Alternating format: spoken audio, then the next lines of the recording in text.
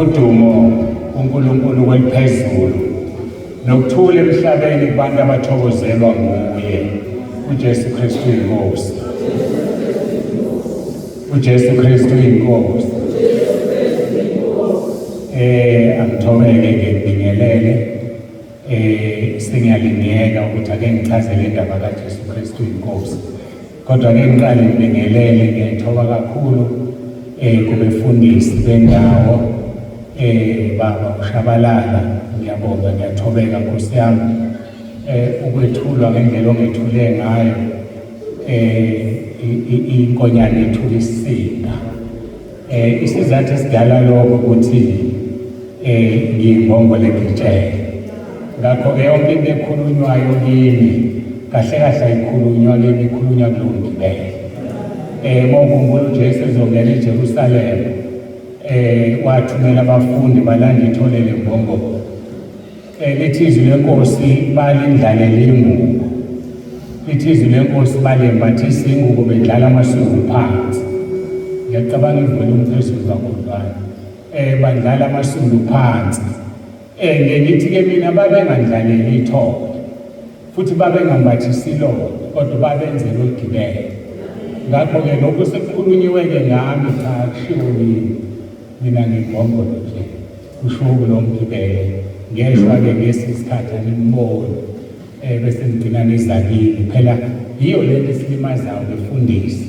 ukunconywa nokukhulekelwa sikhohle udumo ukudlulisa kumnikazi wayo ngithe uma ngifika ngibona ihlalo ethi angiyelapha ngathi cha hhayi angihlali kulezi angihlala sihlale-ke kulezi uma ufika ekhaya nje enkonzweni uthola ziyafana zonke ngokukhona lohlala esihlalweni esihlukile kulo wasibeka esiphambanweni ngingasho-ke bazalwane emabandleni lazi bekwakhona ezinje ukuthi kuroma cha angiyeni la ngibingelele kakhulu abefundisi abakhona engizwile ukuthi bakhona bazongixolela-ke ngizamele ukuphuthuma umbhali umama umfundisi umbatha uzivulele ngomkhuleko ubaba umfundisi udlakude sazana kudala-ke naye emsakazweni ikhwezi ubaba umfundisi shabalala-ke nomama wakwakhe uma kuwukuthi ngizwe kahle ubaba umfundisi usithole umama umfundisi uNgcobo bese kuba-ke ubani engimshiyayo ngiyacabanga ukuthi akasekhe ngimshiyayo sengizwileke ukuthi umphathi wethu wohlelo umfundisi umfundisi Khanyile nabefundisi-ke bonke okuthiwe bayafunda umfundisi umama Umbatha umfundisi umama uNgubane ngokuhlukana kwabo omunye wenza i-degree omunye wenza i-diploma uKhanyile kubaba wenza i-honors. Ngiyathanda ukukhuthaza ukufunda ngizokukhuthaza impela ngoba ukufunda izwi lenkosi uJohane angaqeda ukubingelela ngiyaqhubeka nganibingeleli mina enibakhulu uma ufunda uJohane 14:26 lithi izwi lenkosi umoya ongcwele uyakunifundisa konke engimtshele khona abesemkhumbuza. Yabona ngiyalithanda igama lokukhumbuza ngiyaqala ukuze eZakheni akekho umuntu ongamkhumbuza eZakheni bekufanele ngifike eZakheni kuqala sekuyothi ngelinye ilanga umuntu angikhumbuze eZakheni. Ngakho-ke uma uya esikoleni seBhayibheli yofunda wenza ukuthi umoya ongcwele akusebenzise kangcono ngoba uzokukhumbuza ukufunda esikoleni. Manje uma ungayi esikoleni uzokukhumbuzana umoya ongcwele. Yayizwa-ke leyo ndaba. So-ke uNkulunkulu-ke siyamthanda nami ngathunywa ngelinye ilanga kwathiwa ngishone khona esikoleni ngangingathandi ngizwa kuthiwa ey'koleni ufundisa umalekshara aphuzayo abhemayo kuwumsebenzi nje ngenhlanhla uNkulunkulu wangisa kule eyayifanele angisengiyadlula-ke lapho ekufundeni kodwa ngiyabe-encourage abantu hhayi ngoba umfundisi kuphela uhambe nje uyofunda ngezwi ulicubungule uNkulunkulu uzokhuluma kangcono kuwe ngomoya wakho ongcwele. Angibingelele obaba nomama intombi nensizwa i-worship team umphathi wohlelo egameni leNkosi yethu Jesu Kristu.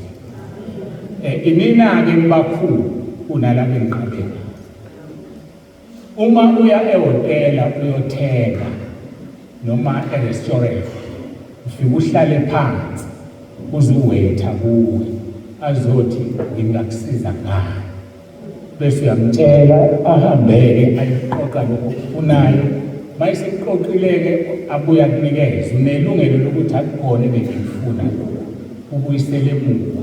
Mayenenkani ufuna umphathi, ubuyisele emuva wenzelwe ini lento oyifunayo. Thina-ke baphathi bezwi singoweta, nine nihlezi phansi nilalele, ninelungelo lokuthi uNkulunkulu asimfuni thina unsibane ngokusidlisa ukudla esingakufuni. So-ke ngisho ebholeni angaze ngizwe mina kuthiwa i-Chiefs mayenza kabi uxoshwa abadlali, cha, kushintshwa abanye ucoach, hhayi abadlali. So-ke nibakhulu-ke bazalwane, ngifuna nikwazi lokho. Mina ngiyalihlonipha kakhulu, nanokuthi nginganele igama lokuthi ngumfundisi kungenxa yenu. Ayikho inkosi eyinkosi ingenabo abantu. Angidluleke lapho. Sibonge kakhulu kubo bonke abafakazile. Khona izinto kufuneka ngiyilungiseke ngenxa yobufakazi babo. Engicabanga ukuthi zizosisiza, ngizongibekezelela nje sizoya ezwini.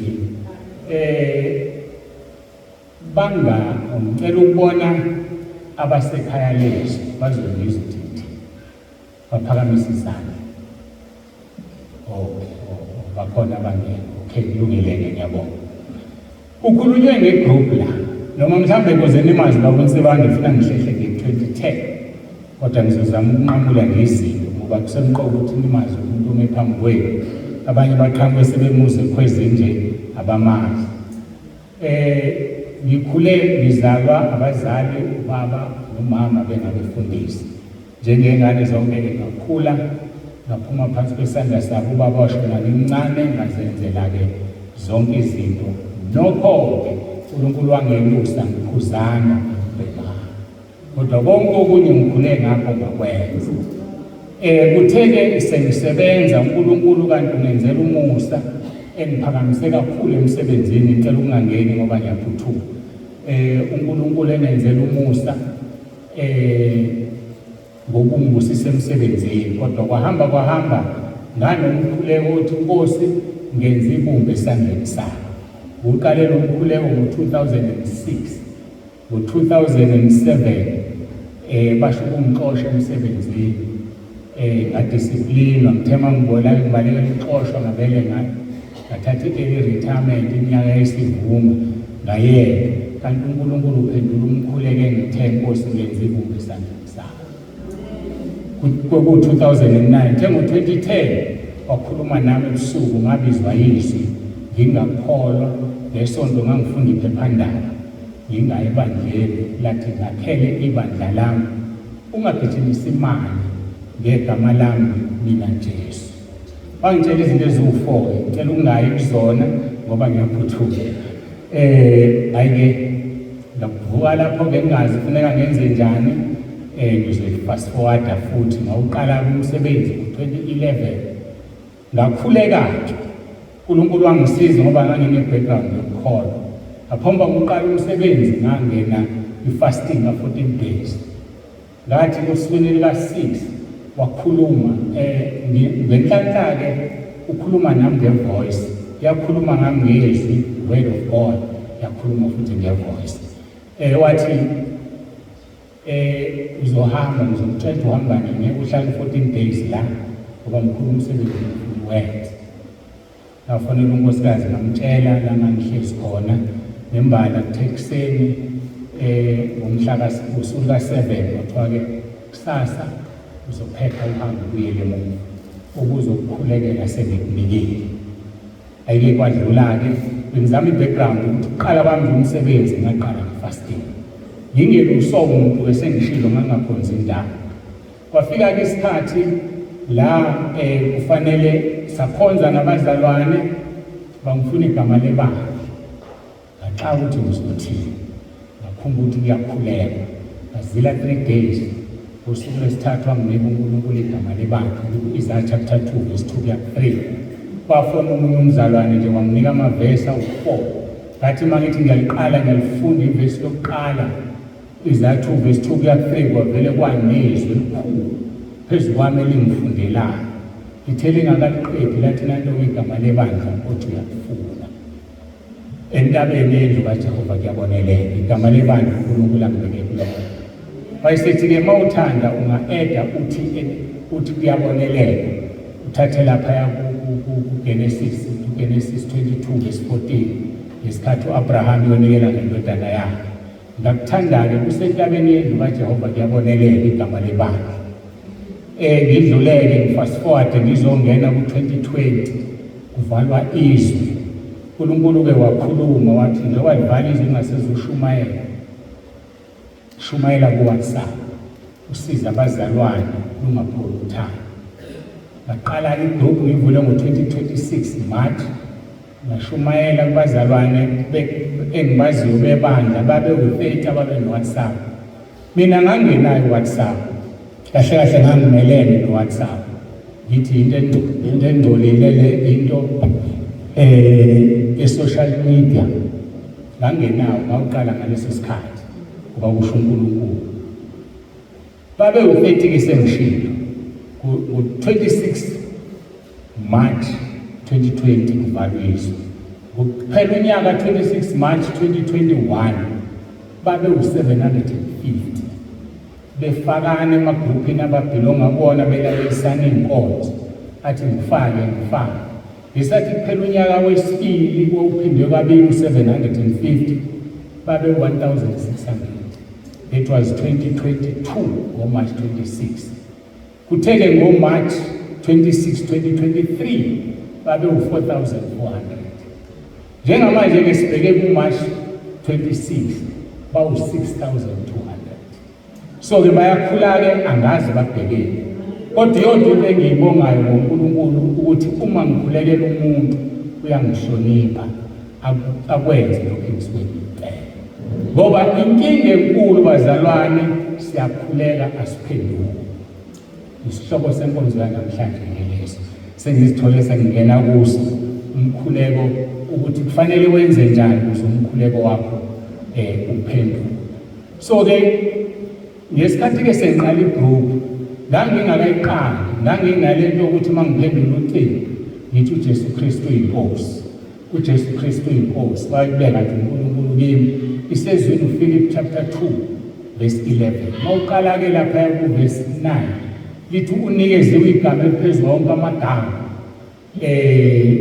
amadolo ezulwini ayaguqa amadolo emhlabeni ayaguqa nangaphansi komhlaba nezilimi zonke zivume zithi uJesu Kristu uyinkosi kube udumo kuNkulunkulu baba kutheke sekuqala igroup wayesenginika wathi nanku uphile uma uthi uJesu Kristu uyinkosi ubafundise ukuthi nababothi uJesu Kristu uyinkosi ngoba ngesikhathi ngithi uJesu Kristu uyinkosi ngiguqisa izulu ngiguqisa imoya emhlabeni nangaphansi komhlaba ngakho-ke uma ngithi uJesu Kristu uyinkosi ngiguqisa nemoya wena bese uthi uyabusa ngixolela ngigxeka bathi bayabusa ukuthi bakujwayela abantu ngizama ukuyilungisa le uma uthi uyabusa kusho le moya ngiguqisela kubani wena so uma ngithi uJesu Kristu uyinkosi nawe ubothi uJesu Kristu uyinkosi bisibalele isho lesixhogweni ngoba ayingasabela lithi izwi lenkosi uma ubiza leli gama ubiza ungathi uJesu uyinkosi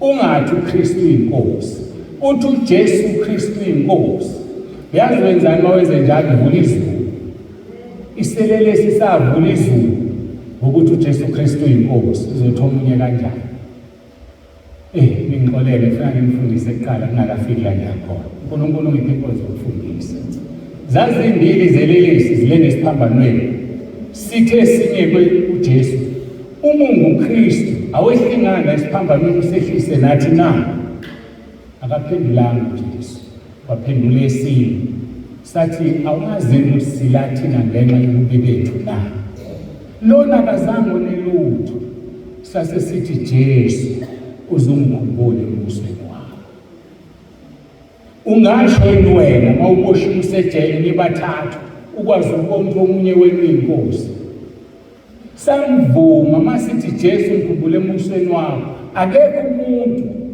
obusa engeyona inkosi. Wathi uJesu namhlanje ngizoba nawe eparadise. Umuthi uJesu Kristu inkosi uvuliswa. Angitshela kanjani uNkulunkulu angidlulele. UPaul kwabaseRoma chapter 10 verse 9 umkhuleke ngunikeziwe lo uvusa abafile. Kulapha abanengculazi, lapha ikhensa noma isithi isifo sithandayo. Njengoba ngisegroupini ke ngivele abantu ngibathumelela lo mkhuleko. Mangibathumelela wona bewuthandaza emva kwami uNkulunkulu wenza imangaliso. Ngoba uRoma 10 verse 9 uthi uma uvuma ngomlomo wakho ukuthi uJesu inkosi, ukholwe enhlizweni yakho ukuthi uNkulunkulu wangivusa kwabafile uyasindiswa. Ngayinikwa ke lelo ngilapha fasting lelo yokuqala ukuthi uma ngivumisa umuntu uJesu angomthandazisa uRoma 10 verse 9. So ke uRoma 10 verse 9 usukuvuma uJesu ukuthi uyinkosi. Iselele sisamvuma ngolast minute wathi ngizoba nawe eparadise. So ke ngiyanithikisa ke incebo zikaNkulunkulu uma uvumisa abantu uJesu mthandazise emva kwakho Roma 10 verse 9 ulula uthi mawusumthandazisa Nkosi Jesu ngiyavuma ngomlomo wami ukuthi uyinkosi. Ngiyakholwa enhlizweni yami ukuthi uNkulunkulu wakuvusa kwabafileyo. Ngiyakhuleka egameni lakho Nkosi Jesu ukuba ungisindise. Uyongena egijima ezulwini lo muntu uma kade egula engasalitholanga ithuba lokuvuma izono ushise lomkhuleko usezulwini. Ngingalanda izinto eziningi angishiye. Bengizama nje ukuthi nimazi nimqonde ni-understand ubaba uMbande oyibongo legitshela. Engikushoyo nengikwenzayo akusimini kodwa lo ngithumileyo. Asiye enkonzweni sengithatha isikhathi eside njengokunxakanxaka ke mbona ku-YouTube uNkulunkulu uzivelela umnyango ku-YouTube zonke inkonzo engizenzayo zingena ku-YouTube. uRoma 10 verse 9 wenza kahle kakhulu ngidinga usu-2,900 ama-viewers akhona okungukuthi okungenani half of that bamukelele uJesu kodwa kubazi. Ngoba nansi imfihlakalo uNkulunkulu ayivezayo abanye zobadida.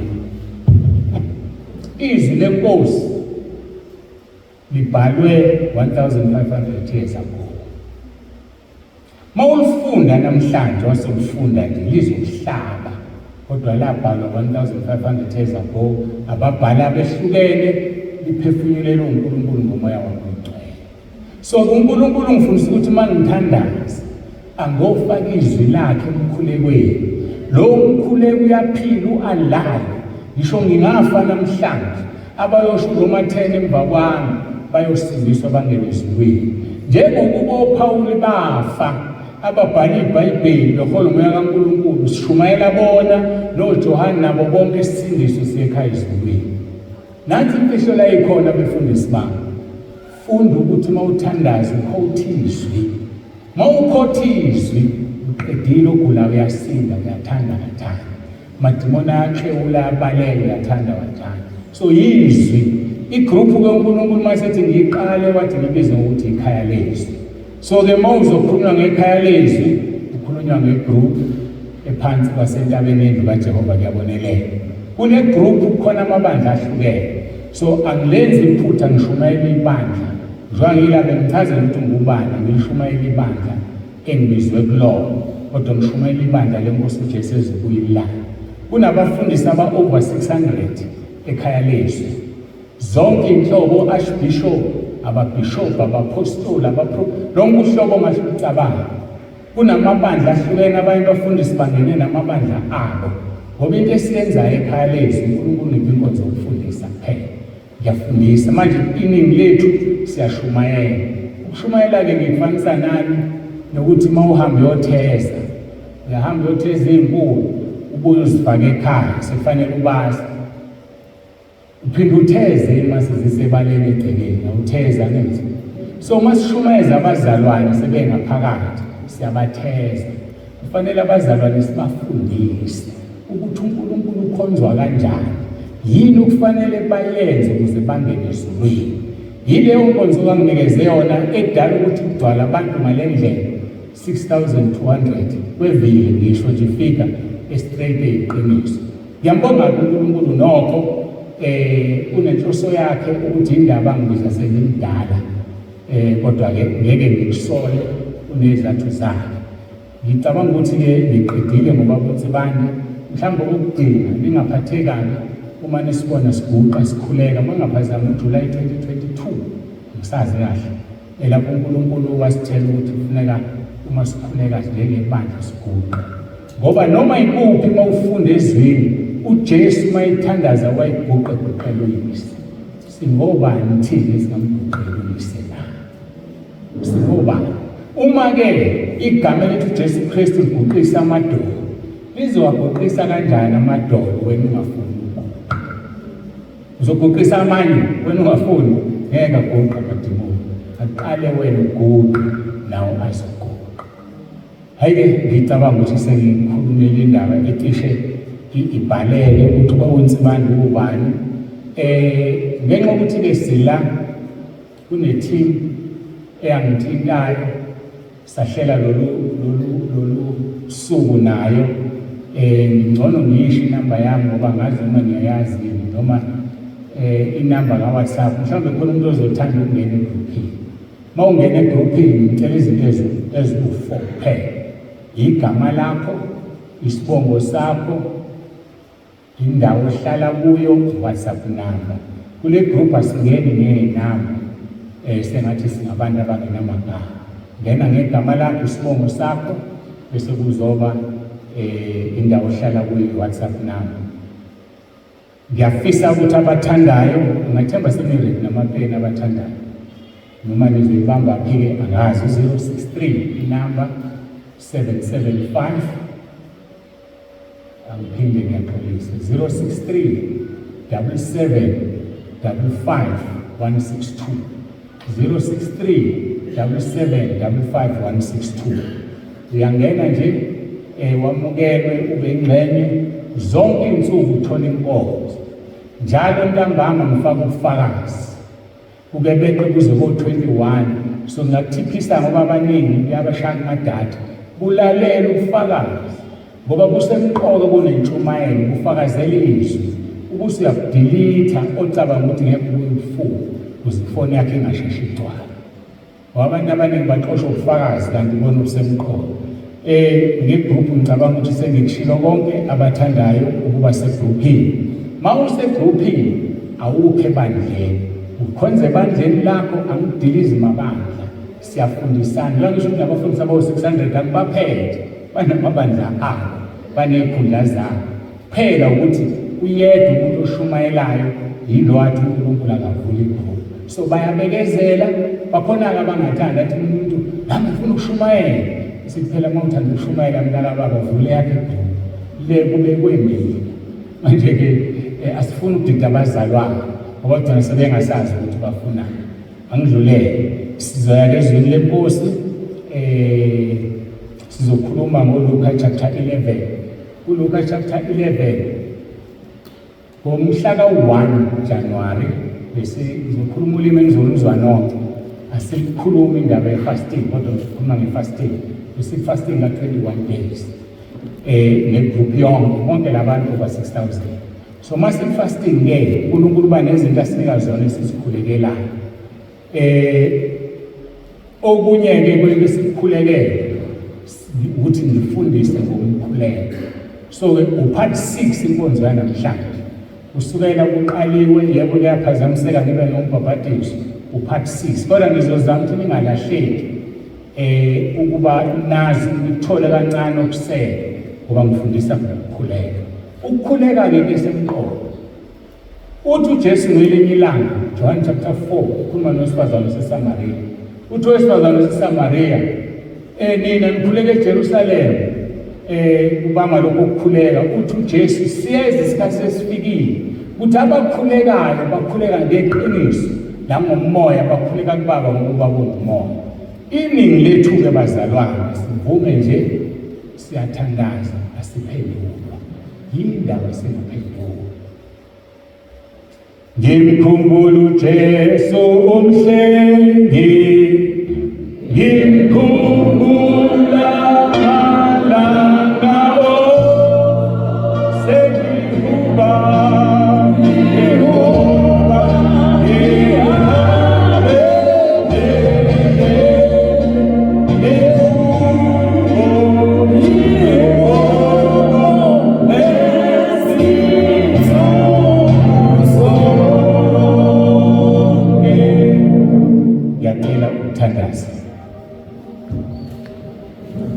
egameni likaJesu ophilayo. uNkulunkulu wethu nomusa siyazithoba phambi kobuso bakho. Ngiyakhuleka ukuba wehle Nkosi uhlale phakathi kwaloyo naloyo manje. Qalekisa yonke imimoya amadimoni amadevil oshiphaza amasathanista wanasabela. Ifafaza igazi lakho phezu kwaleli hholo. Ngaphakathi umoya wakho ingcwele uyakhululwa. Ngegama likaJesu ophilayo siqalekisa amandla esitha. Ushilo Nkosi kwabaseKorinte besibili chapter 10 verse 3-6. Wathi noma sisenyameni sinike ikhali ngazo sinamandla okubhidliza inqaba negodlo zikaSathane. Sijezisa konke okumelene nokulalelwa kwezwi lakho uJesu Kristu inkosi. Amen. Luka chapter 11 sifunda verse 1 kuphela. Luka chapter 11 sifunda verse 1 kuphela. Kufundeka ke kanje. Kwathi ekhuleka endaweni ethile esedinile, omunye wabafundi bakhe wathi kuye, Nkosi, sifundise ukukhuleka njengokuba noJohane naye wabafundisa abafundi bakhe. Uma silalela lesi statement sikhombisa ukuthi isicelo salomfundi wayesekhathele ukukhuleka imikhuleko engaphezulu. Wayesethi, Nkosi, sifundise ukukhuleka ngoba noJohane wabafundisa abafundi bakhe. Futhi lesi sicelo sikhombisa ukuthi lo mfundi wayengenawo umona. Akaziceleli yedwa, akalelisa iNikodema engasese kuJesu. Uthi sifundise, akathi ngifundise. Ngoba wayazi ukuthi le nkinga yehlele abafundi bonke abakwazi ukukhuleka. Angazi-ke wena ukuthi uyakwazi ukukhuleka. Uma ukwazi ukukhuleka, uthi uma u-1 verse 5 usithi sukulangazela komuntu ngokuhle. Sikhulumile-ke izizathu ezidala ukuthi uphendule umkhuleko wakho iziphi. Okokuqala sithi thethelela. Ngiyani-update manje ngenkonzo esidlulile. Uma ungathetheleli, uNkulunkulu akawuphenduli umkhuleko wakho. Siyahlupha-ke thina abazalwane sesithi ngiyakuxolela kodwa ngeke ngikhohlwe. Ufuna na uNkulunkulu akuxolela ngakhohlwa isono sakho. Okwesibili, number 2, iba nesibili. Ufunda u1 John chapter 5 verse 14-15 lithi iba nesibili. Uma unesibili uyazi ukuthi ukucelayo usukunikezile. Okwesithathu sikhuluma ngokukholwa. Mateyu 21 verse 22 lithi noma yini eniyikhulekelayo ukholwa. Noma yini eniyikhulekelayo uma nikholwa nizoba nayo. Number 4 ikaJakobe chapter 1 verse 5 lithi ukhona yena ofuna ukuhlakanipha akakhuleke ngangabazi. Mawukhuleka ungabaza ngeke uphumelele. Iphuzu lesihlanu ungakhulekeli ukuchitha ezinkanukweni zakho. Uma ukhuleka uzochitha ezinkanukweni zakho, uNkulunkulu akakuphenduli. Bazalwane, kunesimo esikhona senzakala. Ngicela nesihlanu ngizoshumayela ngihlezi phela amandla uyahlaseleka lenkonzo. Ngibheke isihlanu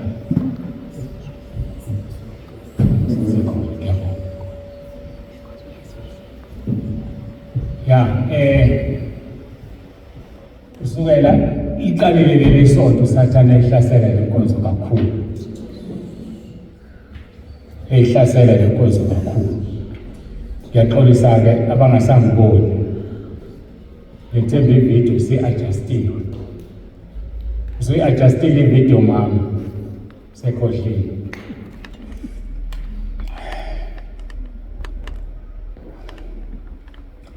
Sithi-ke ungakukhulekeli uma uzokuchitha ey'nkanukweni zakho. ukuze ungakuchitha enkanukweni zakho udinga umoya ongcwele. Ngoba umoya ongcwele uyazinxusela. Bazalwane, ngazi wenze njani, ngiyahlaseleka. Ake sikhulekele.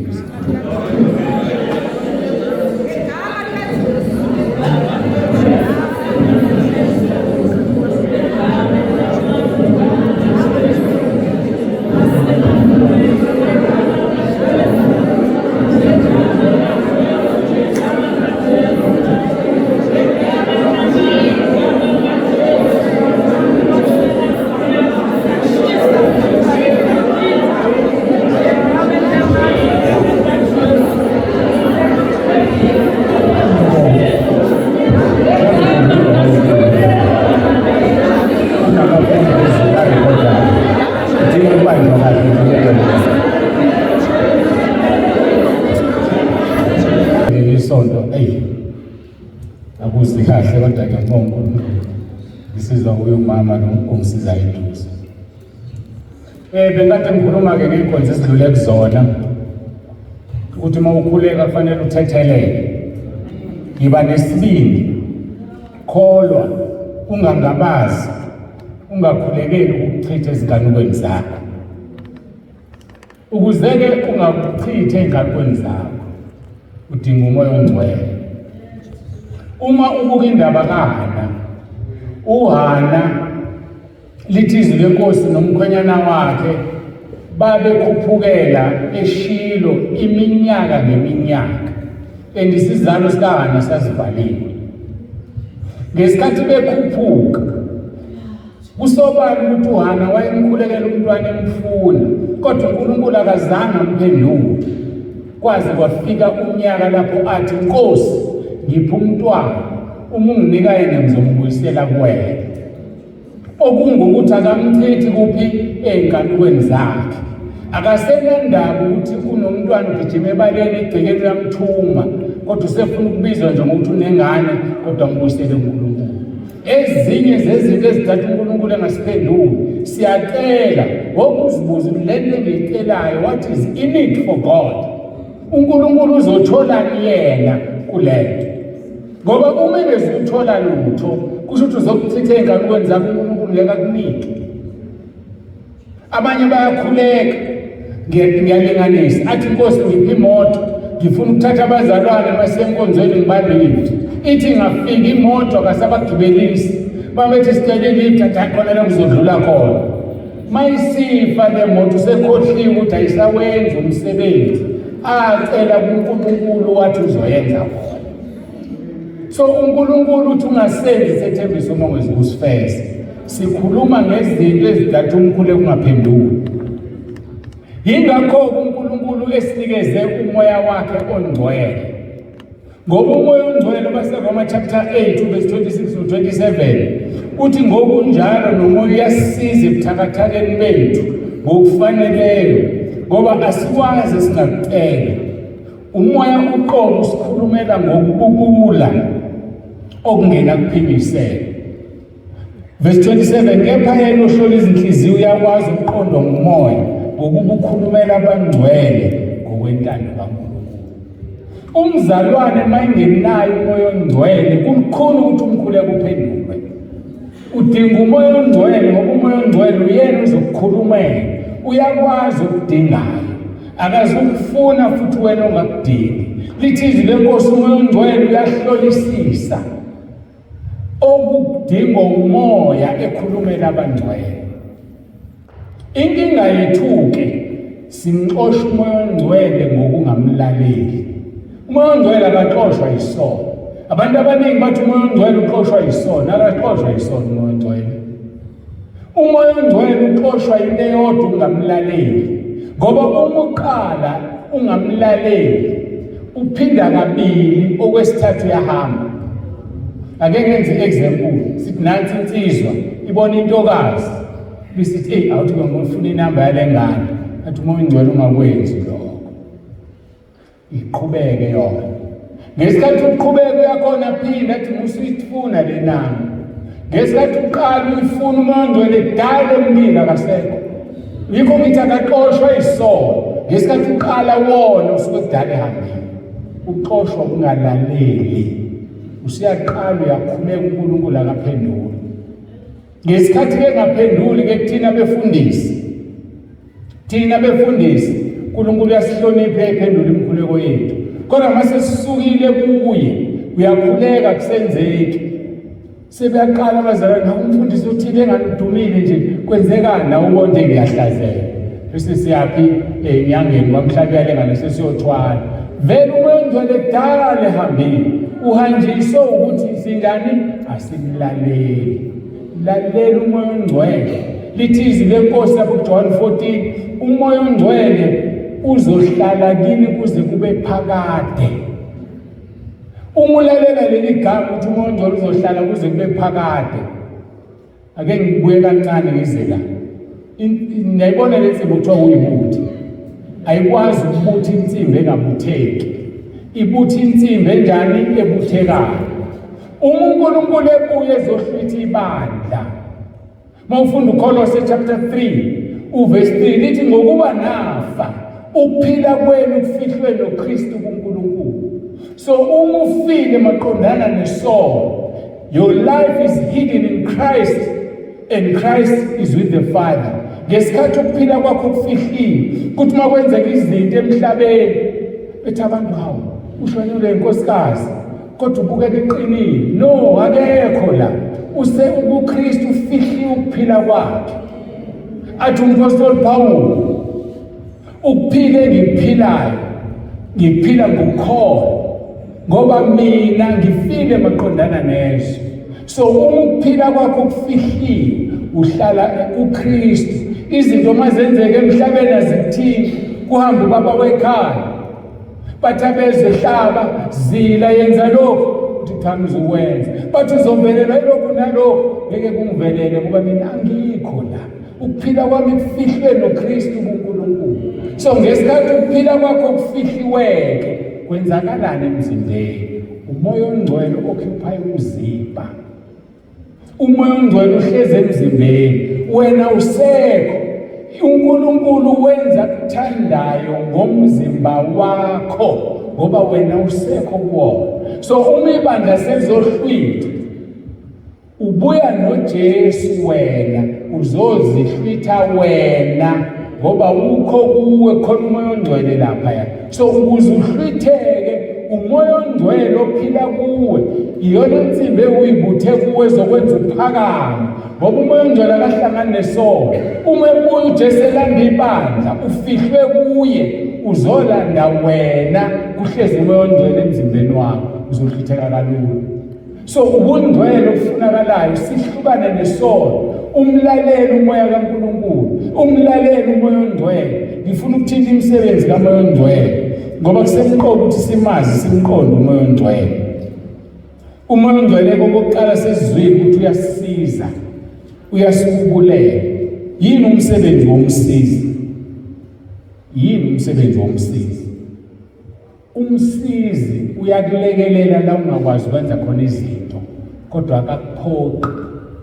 akakuphoqi ukuthi wenze into ongayifuni. Amadoda azofakaza, omama kuthiwa obani abasizi bethu angithi kodwa obani abaphethe amakhaya singamadoda asitshelwa. Kodwa ngelinye ilanga uyakhumbula yazi yasho inkosikazi yami lokho angilalelanga ngoba ubani umsizi. Noma ungcwele ngeke akuphoqe. Kodwa bengiyokunika ithiphu ngithi kholo uhambe ngobungcwele ukuze umoya ongcwele ahlale kuwena. Umoya ongcwele-ke usenza sizalwe ngokusha. Mawuhamba unomoya ongcwele ukwenza sizalwe ngokusha. Ngaphandle kokuzalwa ngokusha siyazi ukuthi uNikodemu uhambile uNikodemu waya kuJesu ebusuku. Wamncoma lapho kuJohn 3 verse 1 and verse 2. uJesu uzophendula into eyodwa kuverse 3 uthi uma ungazalwa ngokusha. Anginandaba ukuthi uncoma uthi Nikodemu ngeke ungene embusweni wezulu. Uthi uNikodemu ngaphinde ngizalwe ngokusha ngiyele esizwe kamama na. Uthi uJesu uma ungazalwa ngamanzi nangomoya ngeke ungene embusweni wezulu. Ukuzalwa ngamanzi ke bazalwane ku2. Number 1, izwi likaNkulunkulu lingamanzi lisigezi mofunda baseFirst chapter 5. Lingamanzi lisigezi. Athi umpostoli uPetro lapha kuPetro chapter 1 verse 22-23 senizelwe ngezwi.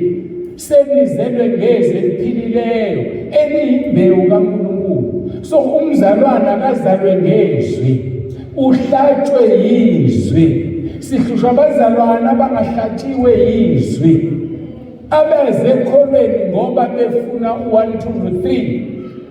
Kanti akusizi ukufuna izinto kuNkulunkulu. UNkulunkulu asimthandi ngoba simthanda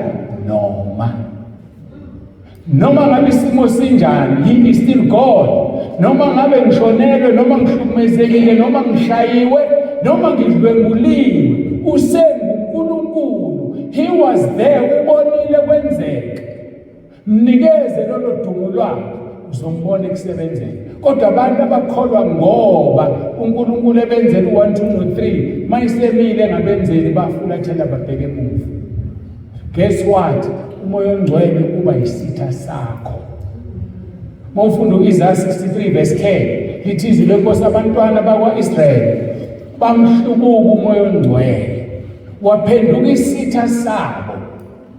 Ngakho-ke uma ukunambithisisile ubuNkulunkulu ngokuthi ube nomoya ongcwele, wawusiyahlubuka. AmaHebrews chapter 6 verse 4-6 lithi awusoze uthola umusa ngoba usuzibethelele inkosi uJesu izwa. So asibona bokuhlehlela emuva, sibe singabo kuya phambili. uNkulunkulu wethu ubekile ukuthi ngeke silingwe ngokungaphezulu kwamandla ethu. Ngakho-ke uma usuke waba nomoya ongcwele, ngiyakucela mphathisi wey'khali zamantungwa ngoba uphenduka isitha sakho. Uba nezitha ezi-2, nginika bemunye okhonza uNkulunkulu ngobungcwele wawa wayesiyaphumelela. Ngiyakuthola ngoba unezitha ezi-2. Isitha sokuqala umoya ongcwele omhlubukayo. Isitha sesibili amadimoni. Athi amadimoni ngizoliyanisa ngami, uwe lonsibani. Angithi kade sikhipha abantu wena ngegama likaJesu, uwe lo sula ngeke wenzele izinto kahle, azokuhlukumeza.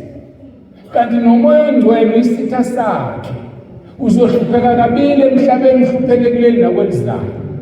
Bazalwane, njengoba nila ungacabanga ukubheka emuva ngoba kuzoba kubi. Uthi uJesu John 5 verse 14 uphilisiwe, hamba ungabusona, funa wehlelo okubi kunalokho. So bazalwane, sihlehlele emuva noma ngabe kwenzakalani. Silingisa abanye uJobe walahlekelwa yikho konke. uJobe wayenalo ilungelo lokuthi athi uNkulunkulu engimkhonzayo hayi usithi akekho. Kungase ingane zami zonke, imfuyo yami yonke ithathwe ihambe, ubani phakathi kwethu sekwahlukumezeka njengoJobe? Akekho. So there is no reason for you to go back. There is no reason for you to backslide. Asihlehlele emva bazalwane. Thatha uJobe umbeke la.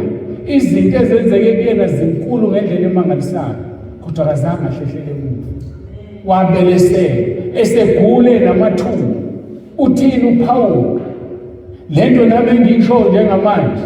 Uthi uPawulu ngashawa ngeva 2 Corinthians chapter 12 suka ku verse 7.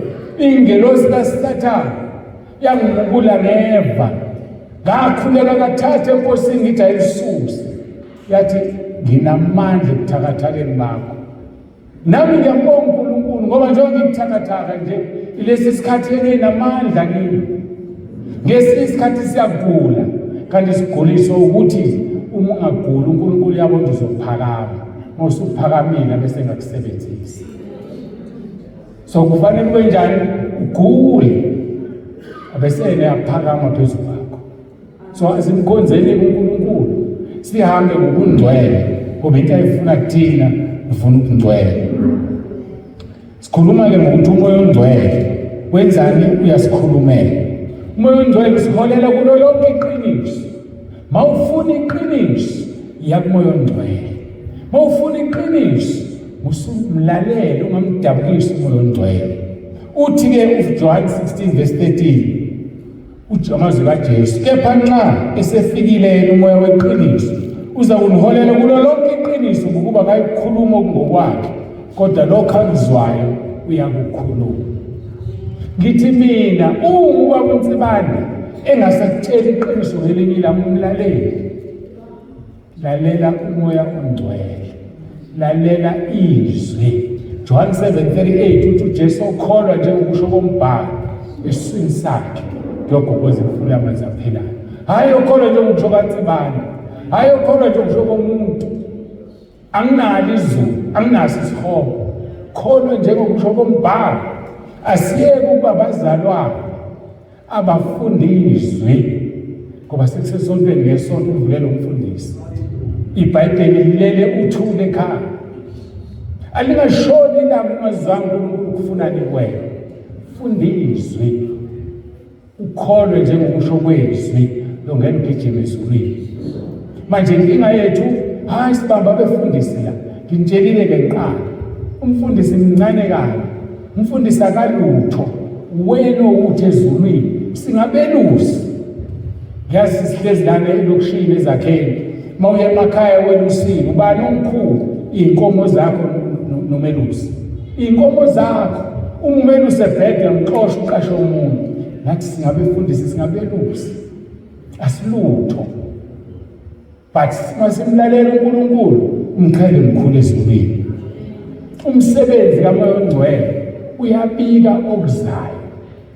Mhlawumbe usuke wabona, ngiyagenza example, usuke ekhaya uthi afika itekisi igcwala, bese ulinde elinye ukhala uphatheke kabi engijahile ejobheni, ulinde elinye ngelo oqala ulinde manje ngiyasuka nifikele ngaphambili sengozini. Umoya oNgcwele ubikela okuzayo, but you did not understand why sekuphoqa ukuthi ungangeni etekisi.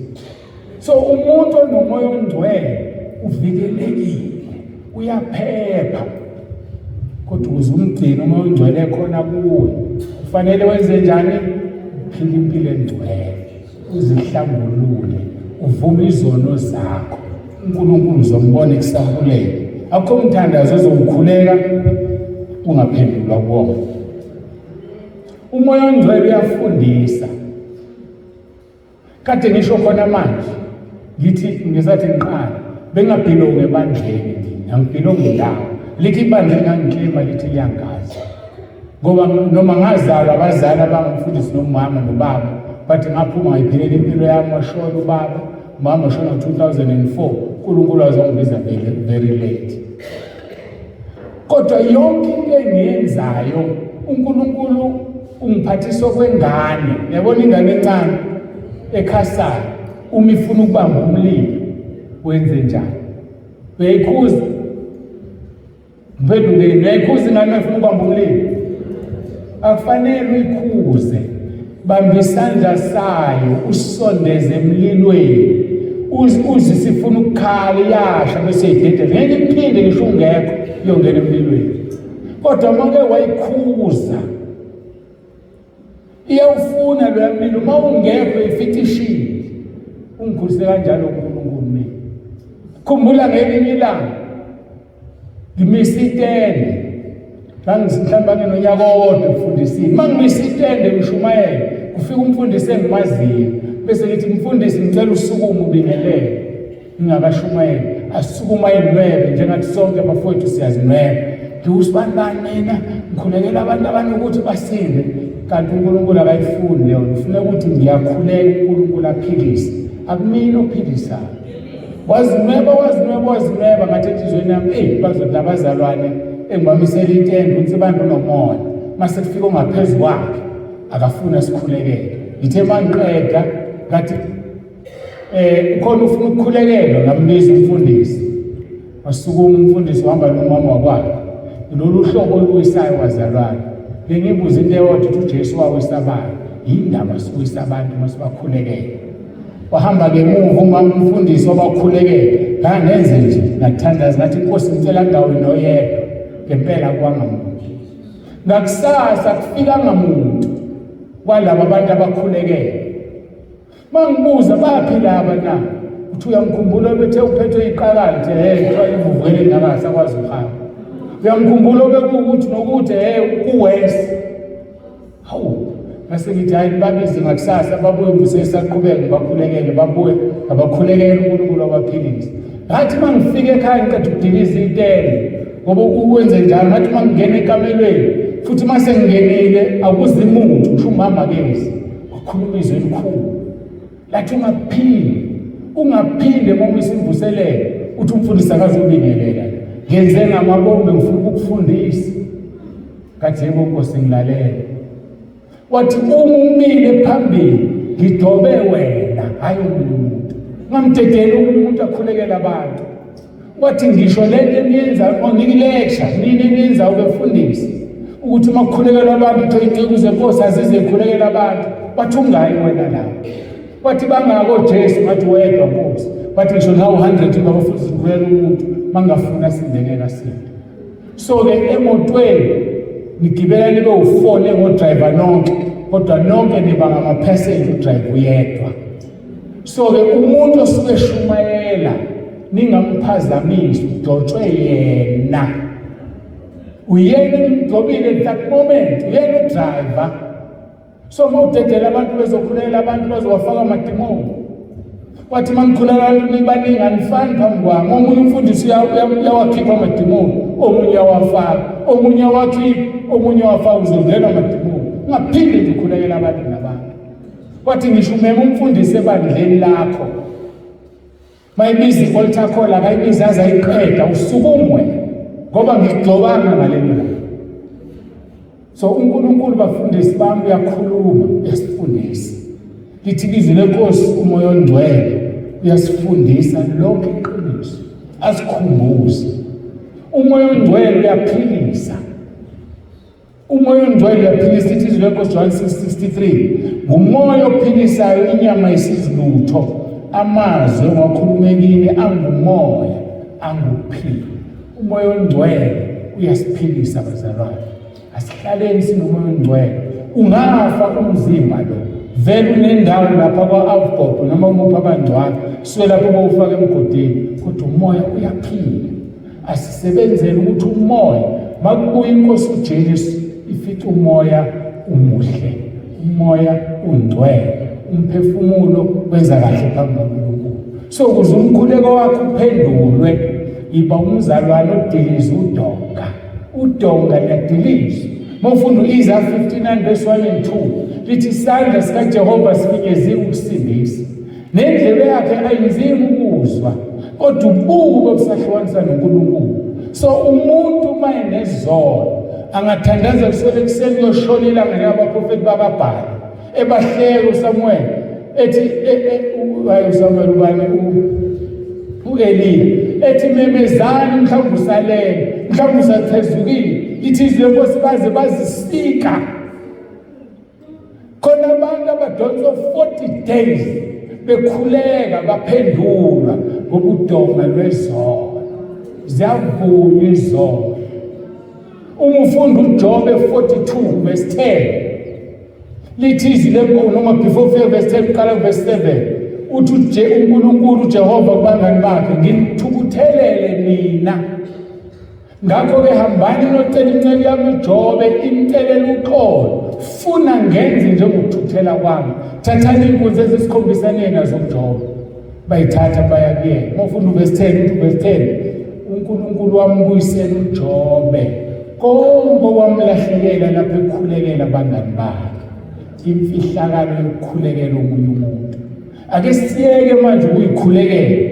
Ake siyeke ukukhulekela izingane zethu. Ake siyeke ukukhulekela umndeni wethu. Sikhulekela umakhelwane olambile. Khulekela ubani ohluphekayo. Ingane kasibani ifuna uNSFAS ayutholi. uNkulunkulu wenzani? Uyawuzwa lo mkhuleko kodwa bese phendula isidingo sakho kuqala ngaphambi kokuba anike lo umkhulekelayo. Kodwa uma uzikhulekela wena hayi akanandaba nawe.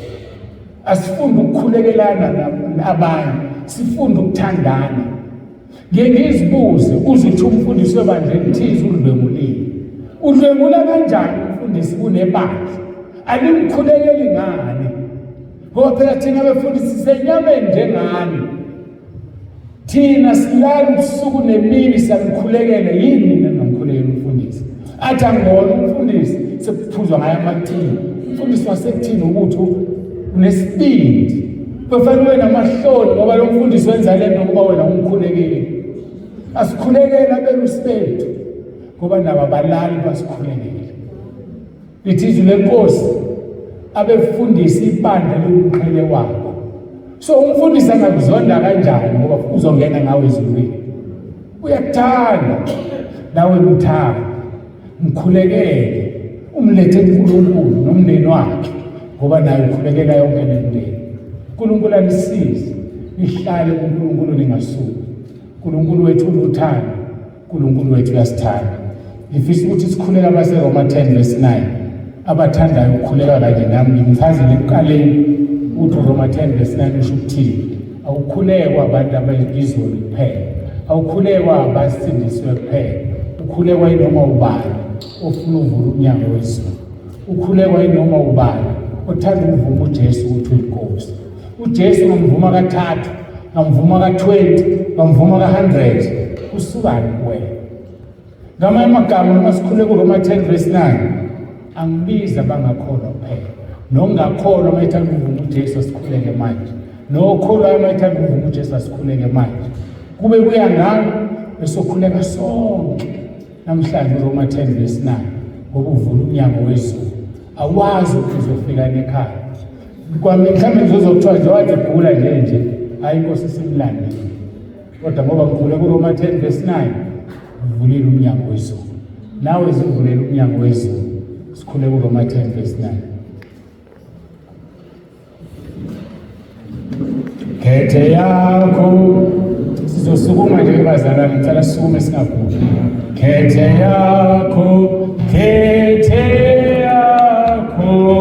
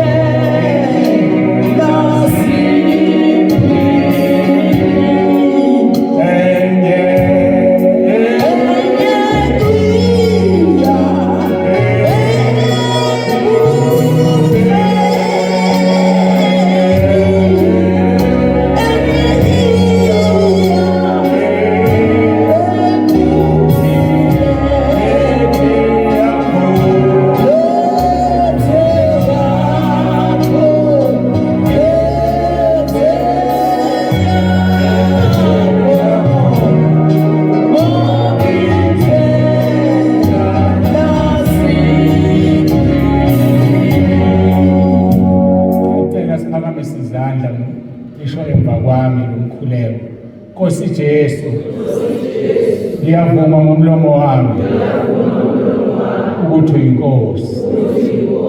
Ngiyakholwa enhlizweni yami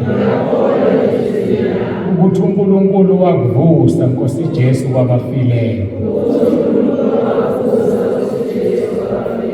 Ngiyakhuleka egameni lakho Nkosi Jesu ukuba ungisindise. uSathane angimfuni, amadimoni angiwafuni. Ngiyacela Nkosi Jesu uphathe impilo yami, ungilondoloze Nkosi, uzongivuse ngosuku lokugcina.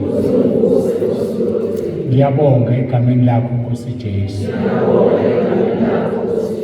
Amen. Ngicela ukukhuleka-ke Baba egameni likaJesu, nanti ibandla lakho, nazi izinceku zakho Nkosi sezikhulekile uRoma 10:9. Asiwukhuleki ngoba singcolile noma sifuna ukusindiswa, kodwa singoba siyavuma sithi Jesu uyiNkosi. Ngiyakhuleka Nkosi lona loyo laphakathi kwethu uyakwazi ukudinga kwakhe kwalomhlaba. Yenza izwi lakho amahubo 103 verse 5 othe usuthisa ukulangazela komuntu ngokuhle. Basuthise Nkosi lona loyo ngokuhle. Yenza izwi lakho Nkosi amahubo 121 verse 3-8 ungavumi unyawo lwalona loyo shelele. Yibo umthunzi wakhe emini ilanga lingamshayi nenyanga ebusuku. Ungavumi Nkosi yethu ukuba uSathane adlale ngabo. Babusise kungeneni ubabusise kuphumeni. Ngiyakhuleka Nkosi wenza izwi lakho amahubo 139 verse 5 umzungeze Nkosi umuntu wakho ngemva nangaphambili ubeka isandla sakho phezu kwakhe.